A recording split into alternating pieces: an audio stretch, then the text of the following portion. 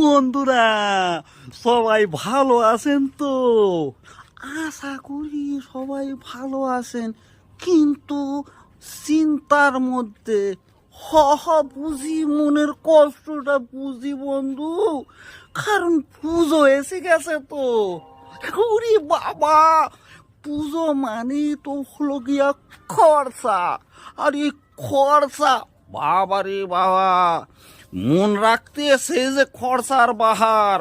ও বাবা, এরে খরচা ওরে খরচা, বাপের বাড়ির খরচা মায়ের বাড়ির খরচা, আরো কি না কি খরচা। বাবা রে, মন রাখতে তো জীবন ওস্তাপাত হয়ে যাবে। তা বন্ধু, এখন যুক্তি দিতে পারি, পুজো তো মনে হয় কয়দিন বাকি আছে। এক কাজ করেন বন্ধু, যত পারেন বউয়ের সঙ্গে ঝগড়াঝাটি বাড়ায় রাখেন, যাতে কথাবার্তা একদম না হয়।